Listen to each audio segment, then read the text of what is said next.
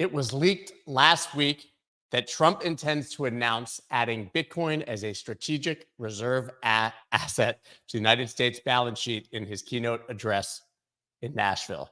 This has obviously lit the world on fire with the potential of what that could mean. Dave and I talked about it on Spaces. We're going to dive into that today, of course. Impossible not to talk politics when you have Biden stepping down, obviously Trump going apparently full Bitcoin, and then to put that in context of what's likely to happen with the market. We have so much to unpack today. McGlone is still taking a break from the market. So we've got James Lavish, Noelle Acheson, and Dave Weisberger, along with myself here for Macro Monday. Let's go.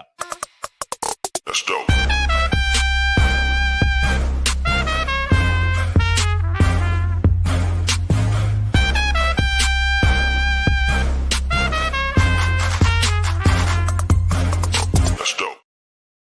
What is up, everybody? I'm Scott Melker, also known as the Wolf of All Streets. Before we get started, please subscribe to the channel, hit that like button. Going to go ahead and bring everybody on right now. Good morning, everyone.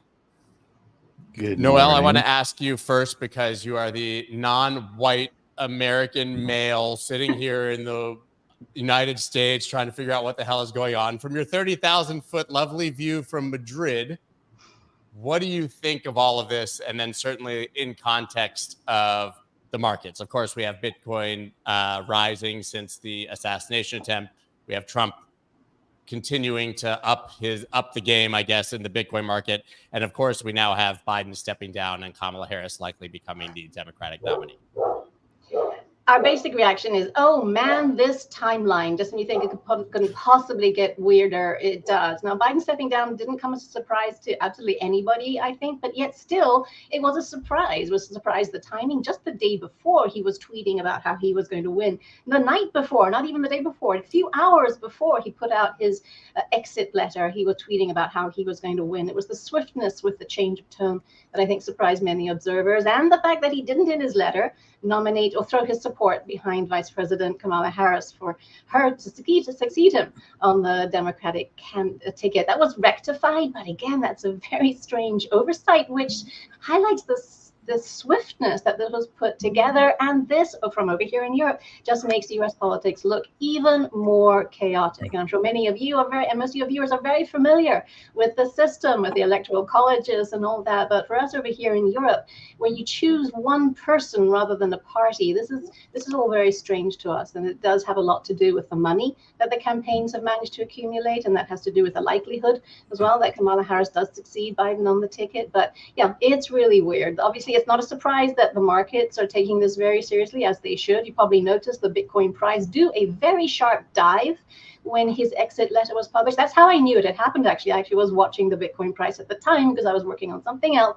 And I was like, what is going on? And sure enough, it was that. But then it bounced when he rectified his omission of his support for Kamala, because I guess the markets are concluding that she's probably less likely to beat Donald Trump. Bottom line, the markets seem to be, especially the crypto market, seem to be hoping for a Republican victory. And we can go into more detail later about why, because it's not just about the regulatory thaw. It's not just about his full-throated support for Bitcoin. It actually is about the Republican stance on the dollar. Well, James, you're nodding. Yeah. He liked that last line. He liked that last line a lot. Yeah, we did. Hey, Noelle, good to have you here joining us. Thank And you know, much better view than what Mike gives us. But so you have to remember, though, Noelle, this is we're on Twitter quite a bit, all of us, and so we have to, first of all, we have to discuss whether the letter was written by Joe himself, you know, because we are all conspiracy theorists, right? But honestly, it is very strange. Truthfully, it is very strange that it came on a letterhead that was his personal letterhead. There was no stamp. There's no official stamp. It appeared that his signature was one of the drag and drop signatures from a photocopy, and like from a PDF.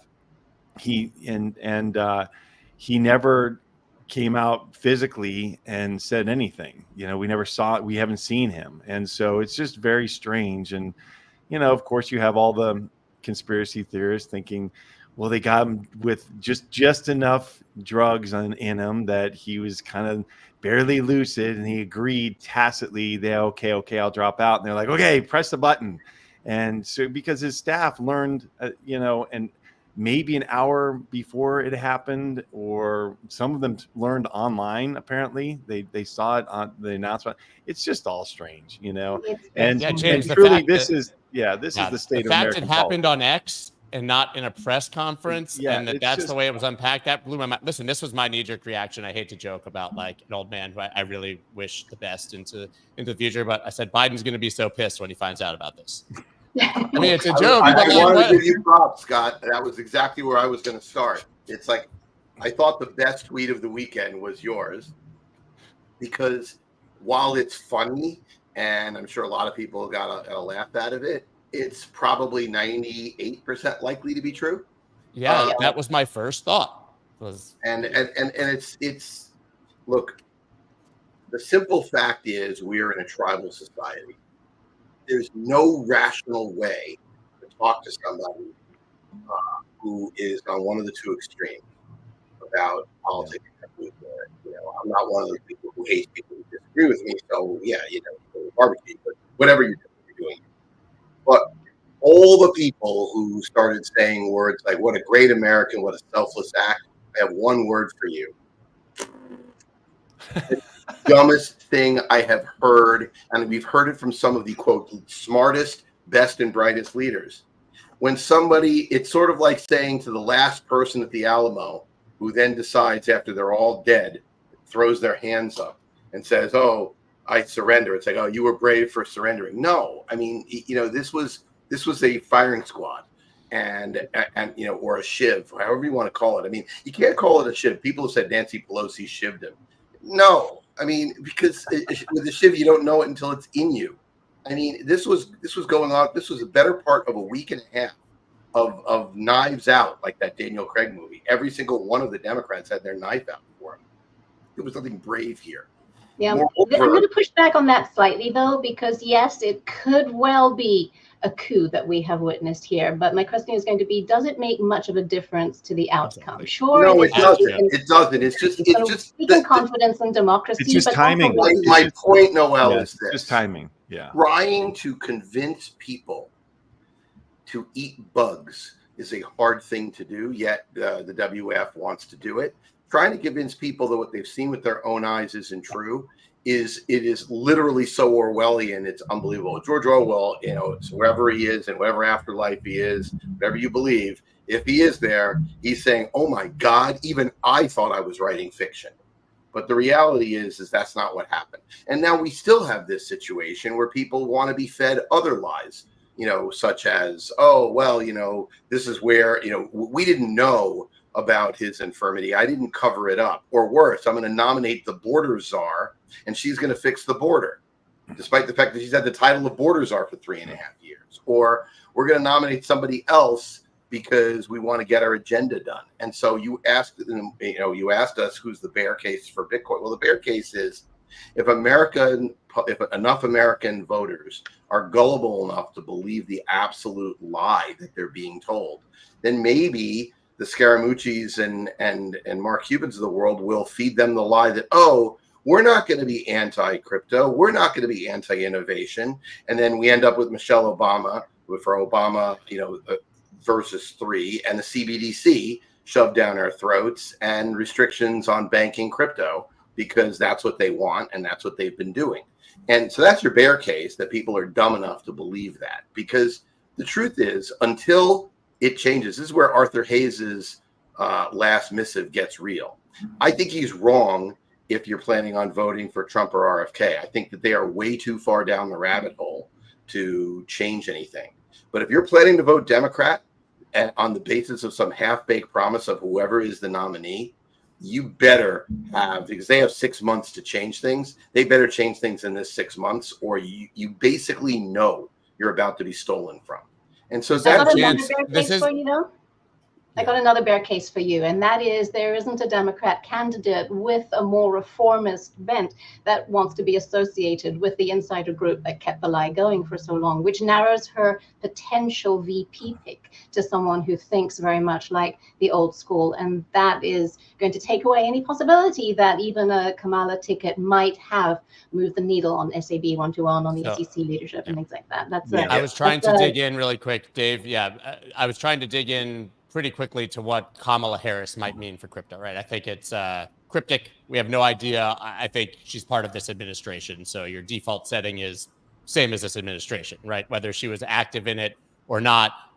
But take this with a grain of salt. This is, a tweet I found from Adam Cochran. It says, by the way, while Harris has no public stance yet on crypto, but Buttigieg, right? Potential running mate says it should be a commodity, not a security. Shapiro, potential running mate, mandates crypto as money in PA while at the State Department of Banking.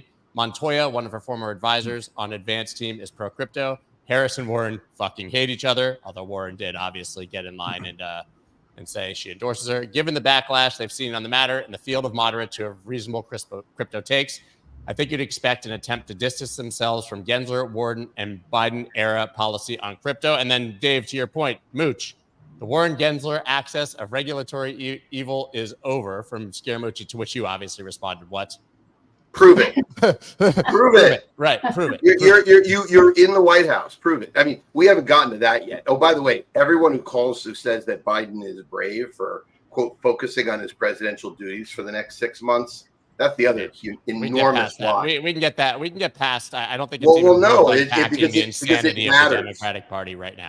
Because it matters. If Kamala were president and was running as an incumbent, there is literally no way that anybody should take her at her word on anything. You should see what the hell executive order she writes.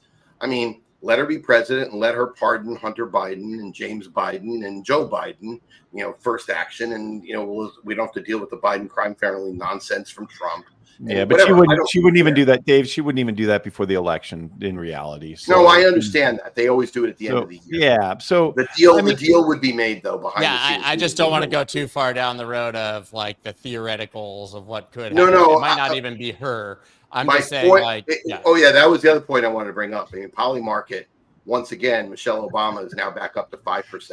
Yeah, but why do you think that is? It's because you had the Clintons who did publicly endorse Kamala, yet the Obamas haven't. So that's interesting. Why haven't they publicly endorsed her? And Obama said this will be like a messy process. And he alluded to the fact that he's not necessarily on board. He hasn't made up his mind. And by the way, interesting fun fact for people, if you're wondering about politics in the United States, this will now be the first election since 1976 that does not have a Bush, Biden, or Clinton on the ticket. Incredible. Since 1976 was the last time. Obviously, Bush was Reagan's vice president and Biden was Obama's vice president, but the first time since 1976 without a member of those families on the ticket. The bottom line, though, for all of us, and what really matters to our viewers, I think, is that we have just entered another period of uncertainty, and we're going to have a strong period of uncertainty going into the Democratic National Convention, because it's going to be a brokered convention, it appears. We don't have it doesn't appear that there's enough support behind Kamala that she's just going to choose a running mate and they're going to put that ticket forward. It doesn't appear that way, at least today.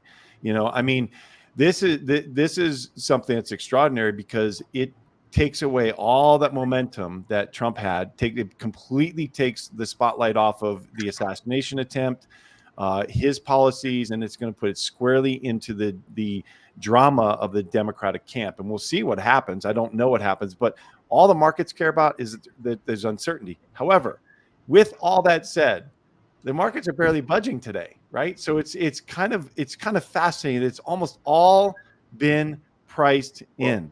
And this might be the kind of uncertainty that the market. I think this might be the kind of uncertainty that the market likes, because it's a bet on a better chance for Trump that Noelle alluded to earlier, which markets have clearly priced in as a benefit. Let's be clear here. The market is not pricing in, has not even thought about pricing in. We haven't even smelled the market pricing in an announcement such as is rumored from Trump at Nashville. If Trump really is 65% likely, And if we are 65% likely to have Bitcoin as a reserve asset, which, by the way, I want to be very clear to We're going to get into that.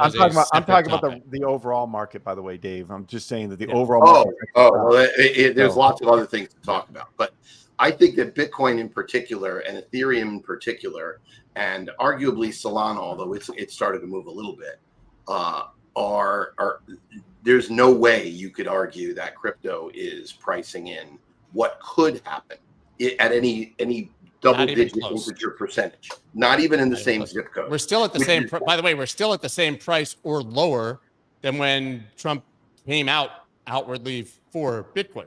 We maybe have bounced over the last few weeks, but sitting at 67, 68 is the same relative level to the beginning of this entire political shift.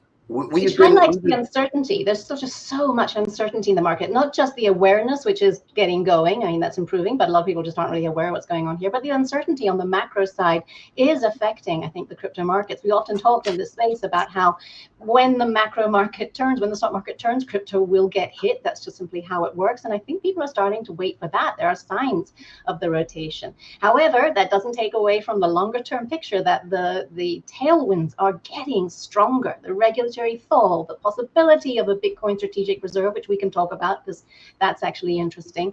Not to mention the institutions starting to be able to offer crypto services when the regulatory fall goes forward, and also the institutions that will then come into the market. The tailwinds are huge, they really are. However, macro uncertainty is keeping the big investors, the ones that actually move the price, still on the sidelines. Yeah. I mean, I'm looking at a chart right now, really quick, Dave, just really quick. I'm looking at a chart. I mean, when did Trump come out outwardly pro crypto? Sometime in April.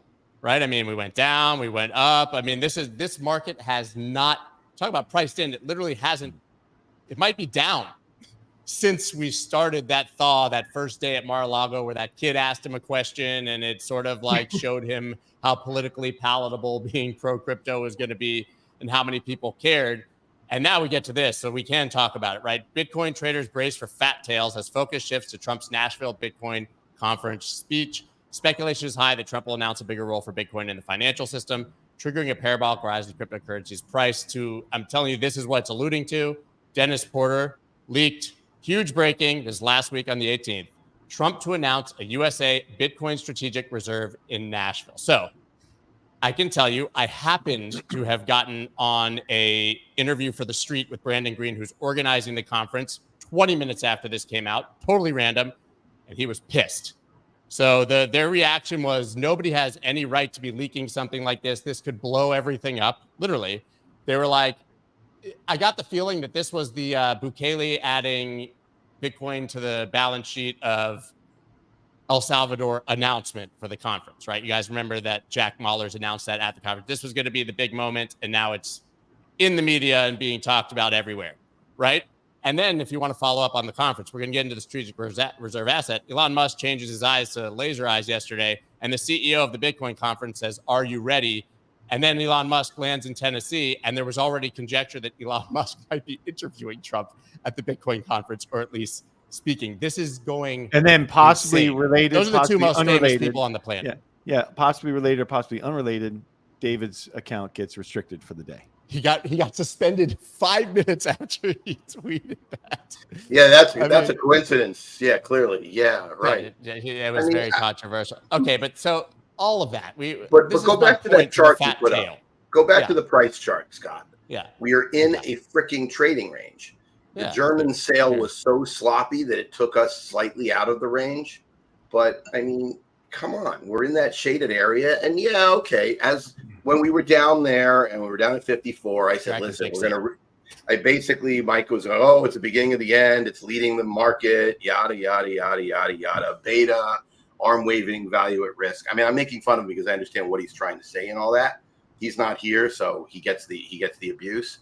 And because it was 2 weeks ago and I basically said, listen, we're going to bounce back into the trading range. I don't know when, but we'll be there and we're going to hang out there this summer.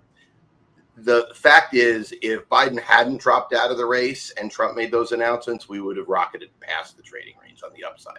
But given where we are, I still think we are in a trading range until one or two large pools of capital that Noelle alluded to says, you know what, enough is enough is enough. I don't want to wait for the plebs. I would like to get in now. And at that point, there won't be enough supply. But do I think that could happen this summer? I mean, look, our base case is nothing's going to happen this summer. Okay, well, let's erase that, because who cares? Okay, this is I don't like to pander in theoreticals, but here's our theoretical. Donald Trump gets elected, theoretical, and says, I'm adding Bitcoin as a strategic reserve asset like oil or gold, and forget even backing the dollar, all that crap. The United States buying Bitcoin and putting it on the balance sheet, or simply stopping their sales of Bitcoin and transferring that over and putting the billions from Silk Road on the balance sheet, which probably is the most like calm and pragmatic way to do that. I imagine Bitcoin not 10xing on that, because if the United States adds Bitcoin to the balance sheet, so does every country.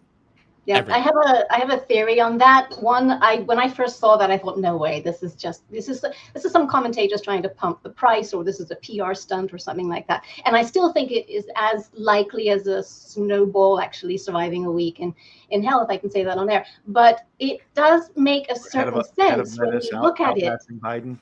Yeah, it does make a certain sense when you look at it through what Trump has been saying, through the lens of what Trump has been saying about the dollar. I've been wondering for a while. First of all, his economic platform makes absolutely no sense whatsoever. You cannot eliminate inflation and bring all prices down bigly while you are deporting workers, while you are. I saw Noelle. It's a great point, because I saw those 47 points. I'm like, okay, like I agree with a lot of those points. I was like, I agree with bringing inflation down, but his policies are like directly they're inflationary. They're all inflationary. Unless, so what's the important part then? Let's assume that both Trump and JD Vance have often talked about the need to bring down the dollar. And this makes sense, especially if you want to boost the regions that their base, actually most of their base comes from, which is the industrial heartland. No way are they ever going to get the industrial heartland going again and without a weaker dollar. Otherwise, the United States is just continually going to keep on exporting dollars, and that's going to be financializing the economy, as we have seen over the past, 40 years now. So to reinvigorate the industrial base, they need a weaker dollar that is going to make the US more competitive in a rather fracturing global trading environment. Now, how are they going to weaken the dollar? This is where it gets really interesting.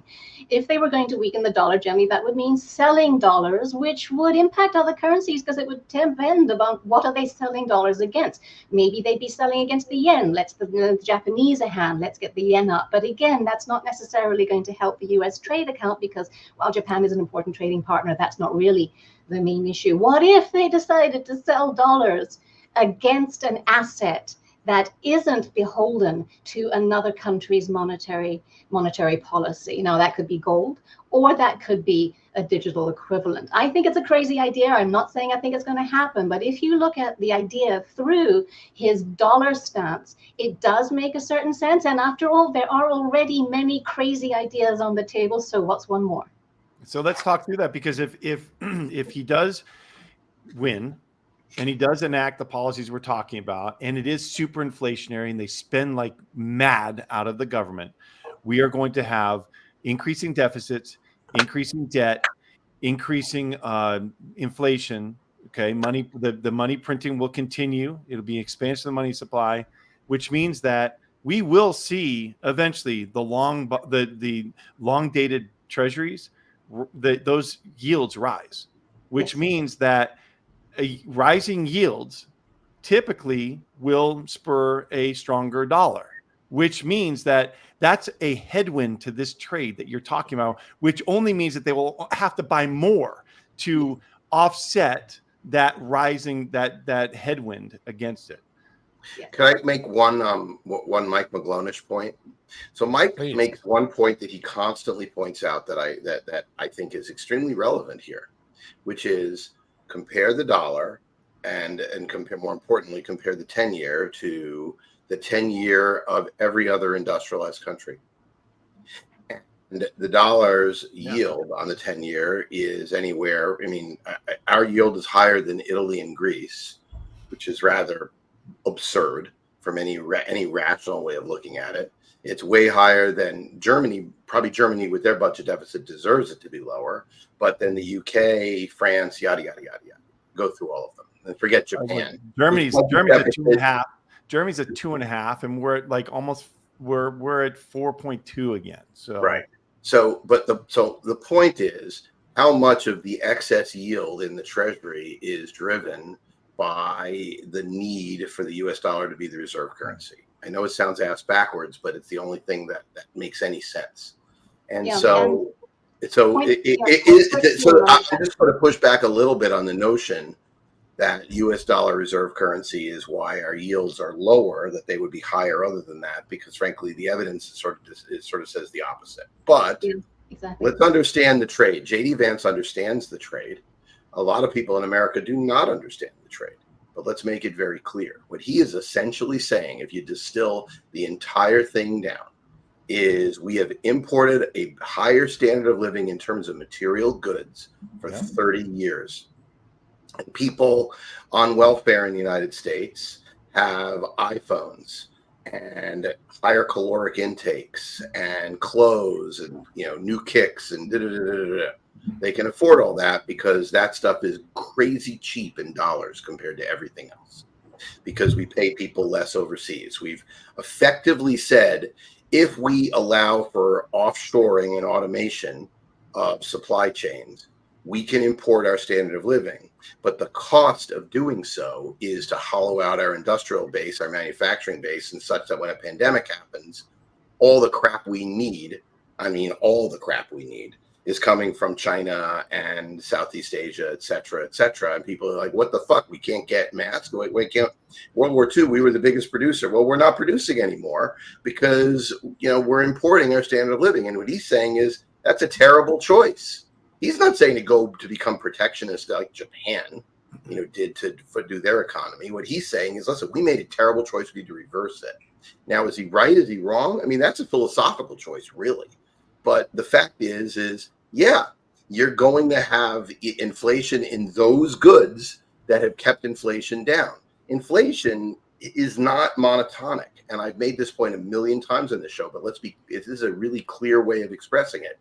If you measure inflation by the cost of manufacturing one of these, or the cost of manufacturing a shirt, or the cost of making stuff that we can import, inflation is low. It's been really low. It stayed low. We had a blip up when supply chains contracted in the pandemic. But if you look at inflation based on what you're paying a guy to service your pool, who happened to have been here today, or send your kid to college, or pay for medical care, or pay for insurance, inflation has been raging. And yes, it's been raging more in the last 3 years than before we unleashed the genie. The fact is, college costs have been going up the whole time, because you can't import that away. And so what Vance's platform is to normalize that. So hyperbole on both sides is wrong. Whether he's right or wrong, or whether people want to vote for that or not, I don't know. We have the two greatest spending presidents in history. Well, one of them's gone, but the last two presidents have been the largest spenders in history. I think you can give Trump a pass, maybe for some of it because of the pandemic. I wouldn't. I'm saying there are people who would, but it's an interesting sort of bipolarity to be making an announcement potentially that you would make Bitcoin a reserve asset, but also be the one in control of all the money printing it out of control possible. That's made Bitcoiners say, we don't need any of this crap for such a long time, which is why I wrote an entire newsletter about it last week. Bitcoin does not need saviors. Bitcoin does not need politicians. Bitcoin does not need laser-eyed guys who sell Teslas, even though they can all be awesome or not, depending on your opinion. The whole point of Bitcoin is so we don't have to cheer for any of them. Well, can I just keep going on the thing I wanted to get to is I made the point last week that Bitcoin fits with the Trump ethos and certainly the Trump Vance ethos for sure. Understand, what is he campaigning on? He is campaigning on drill baby drill, i.e. American energy. Think about what that word means. Michael Saylor, if you put a miner next to every drill, right. Well, in fact, you would have a miner next to every drill because because the natural gas that flares out can power Bitcoin miners. Do you think that in the places that he wants to open up drilling, that he's not going to want to have miners sitting there and have some of that tide go directly into Bitcoin? It is really easy. If you're a national park ranger, you're going to have to learn how to operate a Bitcoin mining facility. Well, it sounds ridiculous, but if you think about it, By the way, it's the most environmentally sensitive way to actually drill, because people just understand this, and this is just science. Methane is 20 times, I think it's 20, it's a very large number times more of a greenhouse gas than carbon dioxide. So when you drill oil and leak methane into the atmosphere, you are literally doing much more damage than most things. And if you actually go and talk about underneath the IPCC, International Panel on Climate Change, and their worst case models, the reason for those worst case models is the frozen natural gas that is underneath the ocean or in the ocean cores, that we warm enough that the frozen natural gas starts to melt. And that's what causes the greenhouse. If you look back through ice core research, there's a reason that the planet was much hotter during various eras when the dinosaurs were out. And we know that dinosaurs didn't drive SUVs. It's because all the methane was released into the atmosphere to cause it before the ice age changed it back, whatever. So the fact is that if you look at Trump's campaign, he wants to focus on three things. And there's really three things. And all of them are stars aligning for Bitcoin, which is why it's easy to believe. What are the three? Immigration, which has nothing to do with it, but he wants an immigration policy. We understand that, and that is totally off scope. So I'm going to put that off to the side. But the other two are drill, baby, drill, and deregulate, and cut the size of the federal government. Those are the two things he wants to do. And what is part of deregulation? Unleashing entrepreneurs. So yeah, the crypto entrepreneurs are one of the larger groups in terms of yelling, because they've been screwed over so badly under this administration.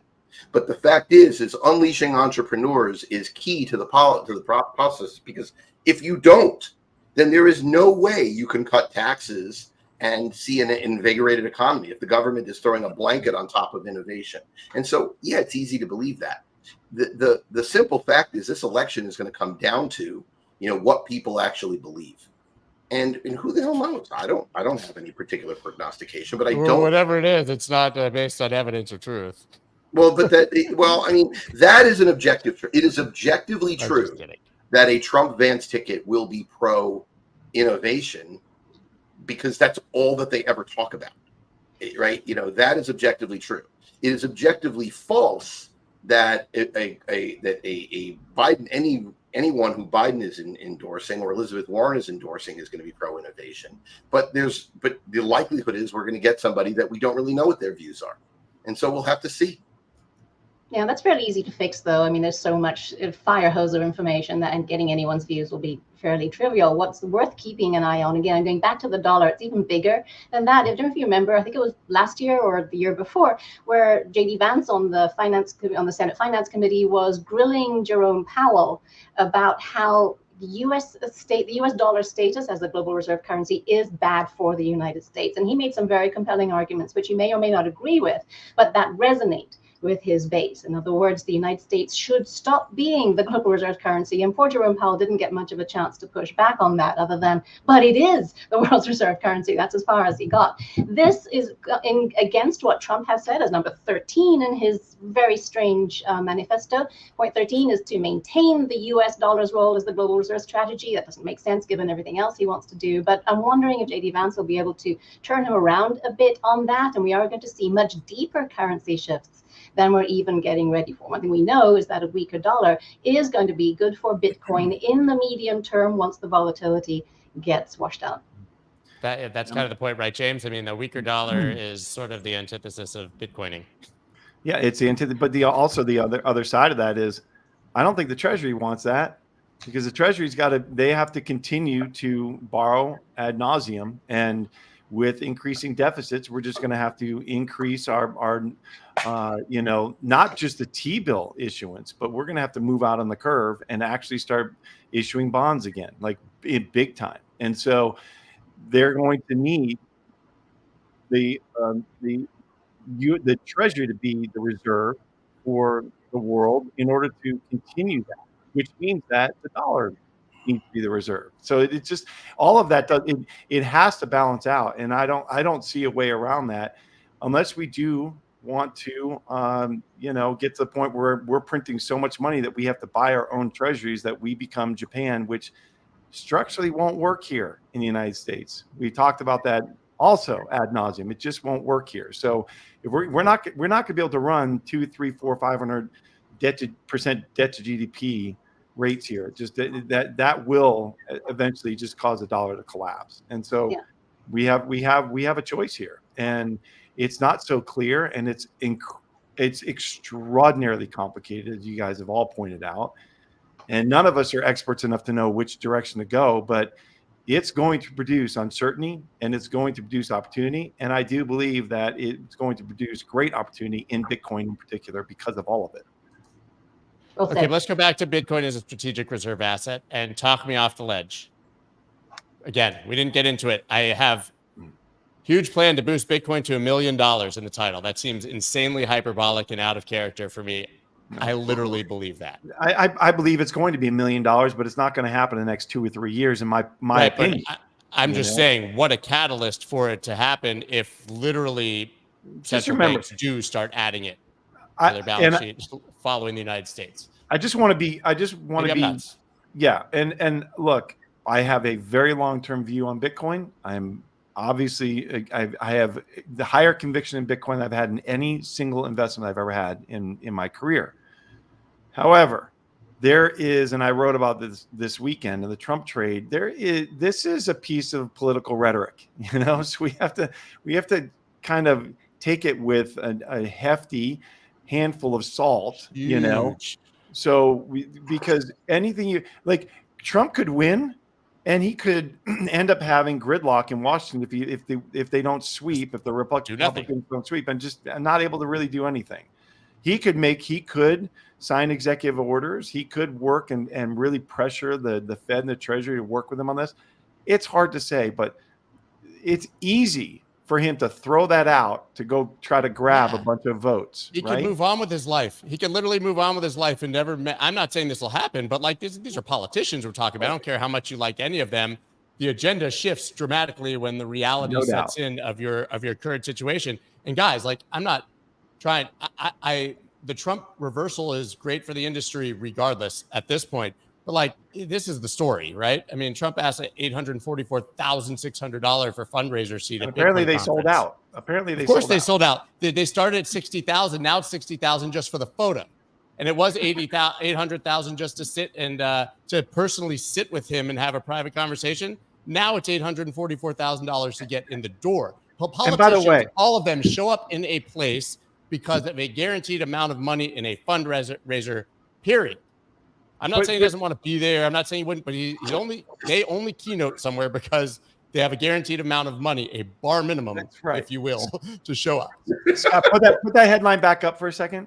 So here, I just want to point this out, that this Bloomberg headline says Trump asks $844,000 for fundraiser seat at the Bitcoin conference. No, Trump offered seats at the Bitcoin conference. The ask became $844,000 demand on that balance.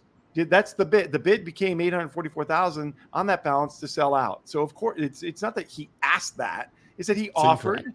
You're right. He offered these seats, and that's what the price came in at. And that tells you how popular he is, or how much some of these very wealthy Bitcoiners would like to sit in that fundraiser and have his ear for a moment.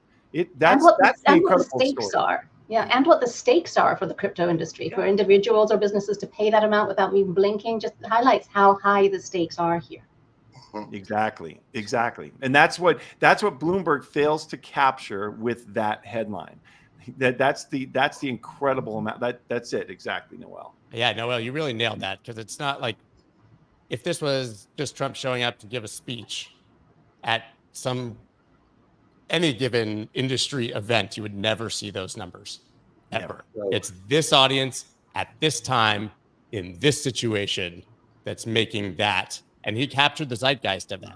I mean, he really it gives you an idea that there's some very quiet billionaires in this circle, or very wealthy, hundreds and hundreds of millions of dollars that nobody's ever heard of, and they've got anonymous accounts, and they're they may be halftime in Costa Rica, and and they have a cartoon character as their PFP, but they're worth hundreds of millions of dollars. So the stakes are very high. That I agree with Noelle 100% there. Right. I mean, if you game theory it out, what's the obvious? If you're smart and you're trying to figure your way out and you are planning on governing, you need to understand what the playbook has worked and what has not worked. What will be the single best outcome? Well, they're not charting their course to the single best outcome, but just to understand what that would be. What that would be is Bitcoin does what it's going to do within small ranges, and the U.S. government accumulates lots of Bitcoin without anybody knowing, and then they disclose it, and the rest of the world has to catch up. It's called front running. It's a tale as old as time. I mean, Roosevelt did it with gold, not by front running, but by fiat. But the fact is, I don't think you could do that anymore. But isn't that why we know that this is an announcement for votes, at least at the moment? Yes, exactly right. You would never tell people because you were doing it. 5 or 6 months in advance of your trade, announcing it at a conference. Oh, it's more than 5 or 6 months. But understand, it's so funny how the crypto sphere said all this complete and total bullshit that Larry Fink is going to steal your Bitcoin by putting it into the ETFs when it's really, mom and pop in their brokerage accounts and retirement funds, etc. But here it's not about stealing, but here in plain sight, like post purloin letter, the U.S. government is potentially telling you, the people who are running to run the U.S. government for 4 years and maybe longer if it's J.D. Vance or whatever, but people are telling you, listen, our plan is we're going to drill and create lots of energy. And with that energy, we're going to create the cheapest possible store of value, put it on our balance sheet. And oh, by the way, we owe a lot. What's the single best way for us to change our fortunes? By owning a dramatically undervalued asset that we can produce cheaper than anyone else in the world. That's what they're telling you. And you can listen to it or not, but it's a long-term thing. Is it going to change anything now? No. If it went up too fast now, they'd rug you. Just like Bitcoin whales always claim people rug you. They don't want it to go up too fast. I mean, between 60 and 100,000 or 200,000 doesn't matter. But 60,000 to 1 million, yeah, that matters. And to think that it'll go up this cycle that fast, that's crazy. But think it'll get there? They want it to get there. That's my point. So, can we put a pin in all of this just for a second, Scott? Because I know that you want to address this, and we have not even talked about it yet. But can we just talk about CrowdStrike for a moment and the IT meltdown and Bitcoin ripping off of that? Like this is important because on Friday, I think that Bitcoin ripped off of that news. It wasn't the potential of all of this other stuff we're talking about. I think that Bitcoin was ripping off the fact that it's a decentralized currency while you couldn't even log into your bank. Like there are people around the world unable to log into their bank. Yep. Yeah, I totally agree. It's a reminder of just how vulnerable we are when we choose convenience. And this is having everybody, it's in their face. They can't not think about it now, at least. They can't not ask, okay, I'm choosing convenient email servers. How vulnerable does that make me? I'm choosing convenient payment services. How vulnerable does that make me? It's the vulnerability of convenience. And yeah, I actually totally agree with James. Yeah, and the vulnerability of having that centralized cloud computing service. But it's because it's convenient. That's right. And because they it's easy because of everything that feeds back to what we're talking about, which is the on-ramps to getting to these are, it's very difficult for some people to get their money from traditional banks into a system that is dealing with crypto because, and especially with Bitcoin and as a form of payment, because not many people take it yet. That's true. And we've seen plenty of pushback from the government and from regulatory agencies that are pushing on these banks, which was the choke point 2.0, which I lived. So, but sorry, Scott, I think I cut both of you guys off. I actually like that because I was saying just last week, I was like, we now have 2 examples of something fundamentally happening that potentially disrupt the world where Bitcoin went right up. 2 recent examples. Silicon Valley Bank, right? Bitcoin went from 19 to 25, I think was the number, if I'm guessing, ballpark, when Silicon Valley Bank collapsed. We had the Trump assassination attempt. Bitcoin went immediately up. Now, CrowdStrike. Listen, I mean, the people who are here, not me, in, was it 2013 March, the Cypriot banking crisis, Bitcoin went up like 178% in the early days for the believers. We have a lot of examples over time where something happens and people rush to Bitcoin. Maybe it's coincidence, maybe it's anecdotal, but if you believe that CrowdStrike was a part of that, we have multiple examples of late where people were using Bitcoin, at least some people, as a flight to safety. And being that it's such a small asset, a few people doing it is enough to move. Yeah, and that's enough. Exactly. And so unfortunately, Mike is not here to show me the beef, his line, show me the beef. But this is one of those instances that I believe that was part of that. That is absolutely part of why what was driving Bitcoin on Friday. Yes, it's in a trading range. Yes, it is moving around this tight level. So that volatility is not that much for Bitcoin. It doesn't take that much volume to do that. But it was interesting to see it go straight up while the market was selling off. So it was completely uncorrelated to the market. In fact, it was inversely correlated to the market on Friday. And that's interesting to me. This is even before we look at the geopolitical angle here. We know that this just simply was a simple internal mistake. But everyone, I'm sure, when the news first came out, were wondering if it were maybe something bigger. And even though this time it turned out it wasn't, I mean, that in itself is pretty mind-boggling. Everyone's very familiar with how difficult things are getting on the geopolitical landscape and how vulnerable we are to any form of coordinated cyber attacks. There probably have been many more we've never been told about. And for sure, they're going to be part of the military landscape going forward. That makes us more vulnerable. And that means that more people are going to be thinking about ways to protect their access to financial freedom.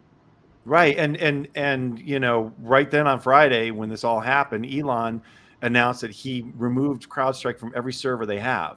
Now, that could be because he just thinks that they're incompetent, or it could be more sinister and think that I don't want to be vulnerable to that. I don't want to have that vulnerability for, me to be shut down by that kind of incompetence or, a sinister attack. And so that's really interesting that he made that statement immediately on Friday. I mean, it was a failed software update, right? I mean, that's insane. That's what it appears. It appears that that's what they're telling us. It was a software update that was incompatible with Windows. And so it's hard to believe, though, that this wasn't tested. I mean, again, this is what they're telling us, and let's hope, because that's the best case scenario, that it wasn't. It's really hard to believe.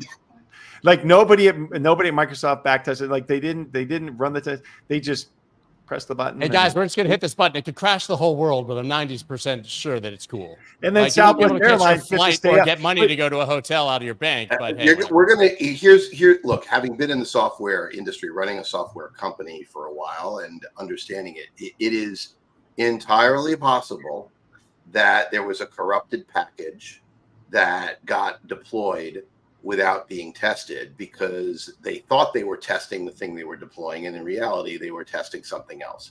This stuff does happen until you have the right process. The thing that was amazing here is that it was not corrupted for Linux or Apple. It was correct, which Linux, everyone who knows it, Macintosh is basically, they're all Unix variations. So it was not a Unix or Linux variation, it was Windows. And the fact is you could easily see it was probably something where some software programmer basically said, this is a really simple change. And they tested it. They tested it on Linux. They didn't bother testing it on Windows. They didn't realize there was some latent bug in Windows that probably this triggered. And I don't want to be blaming it, but it's entirely possible. But what matters about this is what you guys are saying, and why is it relevant? Well, what matters is it proves how vulnerable we are. So there's now an entire army of hackers out there, whether it's the Lazarus Group or otherwise. It's like, we didn't think about this, but what if we attack, we put a bug in these popular software packages that get used in this particular type of operating system and hold the world at ransom. I'm not saying they're going to do it. I'm not saying it's possible. I'm saying that the thought is now planted in people's minds, and that creates vulnerability. And, at some point, some of the choices that we make as a society are going to get challenged. Like the fundamental one here, I mean, CrowdStrike, remember, we had a Cloudflare issue that took AWS servers down a year and a half ago. Mm-hmm. More or less exactly the same thing. And, this stuff happens. But where else are we centralized? Well, we're centralized on the way we do KYC. Actually, we're worse than centralized. I forgot who, there was a great Twitter thread about this, that the fact is we have centralized KYC done many, many, many, many times because we make every company do it separately. But there are critical vulnerabilities all throughout the system. The amazing thing here, though, is that, Dave, this wasn't like a some sort of project management software or office software. This is supposed to be security software. This is cybersecurity software, and it blew up the world. Like, this is just mind-boggling that they're supposed to be protecting against what they incur, like they created. Like, that's just, it's mind-boggling.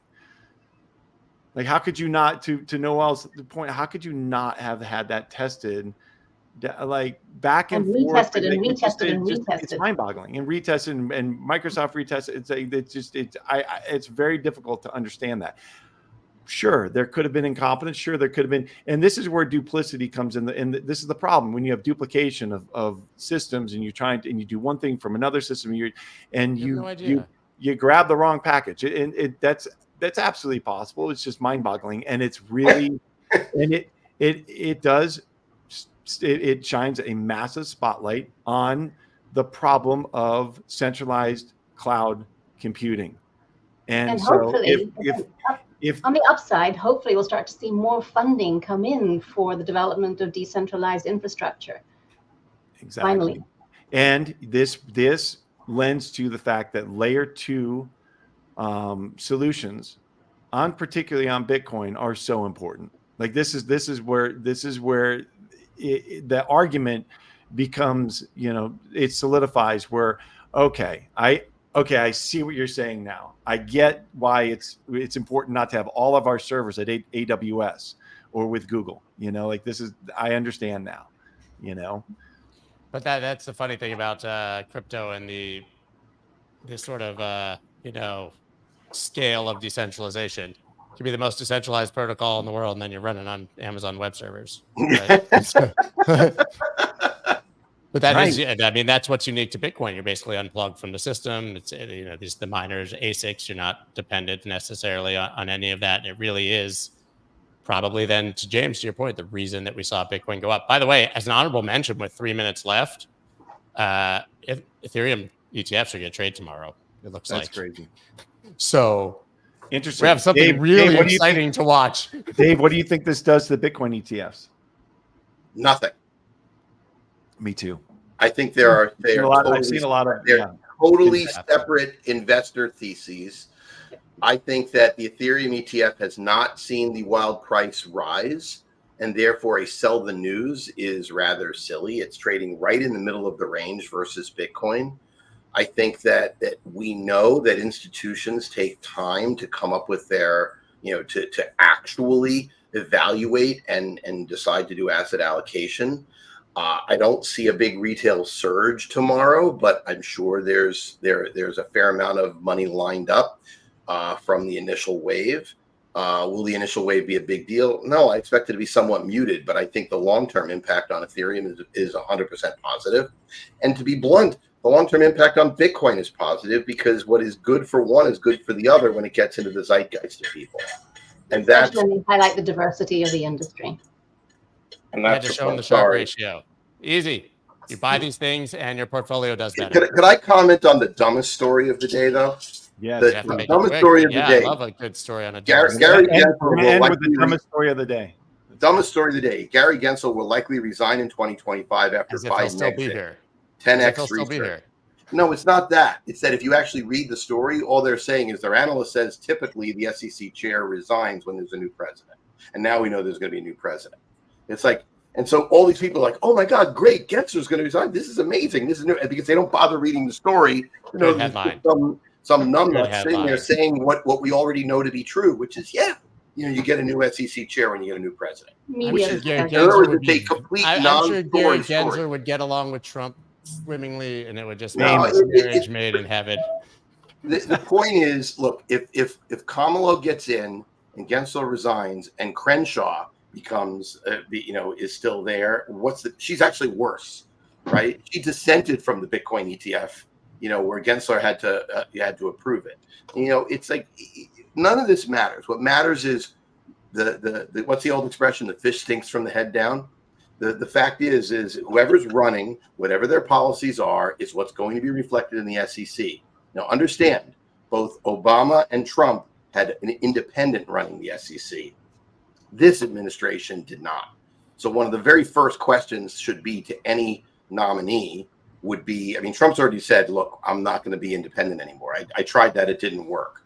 The question really is whoever is going to be the Democratic nominee, are you going to have an independent at the SEC, or are we going to have a political agency?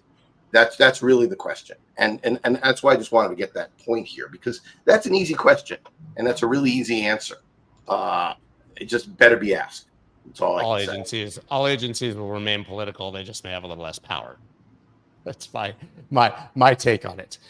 Chevron might have kneecapped them in the power department, but we can get into that. Guys, this was great. I really enjoyed this. I generally hate the political conversations, but it's like there's so much to talk about. It's just really hard not to. And I know people get mad. And listen, after the assassination attempt, I was like, I don't want to talk about the effect on markets. It's like, seems classless. But eventually you gotta get back to work and talk about it. And these things really are going to matter, like more than most of the silly political debates we have about what will or will not happen. This is going to matter. Scott, you have not experienced being on a Wall Street desk during a tragedy. I wouldn't even dare to repeat some of the jokes that were on the floor of the New York Stock Exchange during plane crashes or when people died. Like, it was awful. Or but 9/11 immediately, it was like, what's that? Or 9/11 even. Before we realized what had happened. Yeah. So, but the markets, they do march on. They don't close. They just keep going, and you have to protect yourself and to be serious about it. And this, all of this stuff does matter, and it will affect your portfolios. And so hopefully we can help dissect that, but it is complicated. So hang on. Thank you to all three of you. Noelle, always amazing having you as an addition. Very valuable commentary, and it's great. So enjoying this show every week, no matter who we have in that fourth seat. It's been absolutely amazing. Thank you, everyone. We'll be back, obviously, tomorrow, 9 a.m. Eastern Standard Time. The Ethereum spot ETFs will be launching, and I have Mark Yusko tomorrow. And then I have Scaramucci on Wednesday, right before I head off to Nashville. So, Dave, I'll ask him the questions for you. So thank you. All right, guys. Thank you, everyone. Great to be with you all. Talk to you soon. Let's go.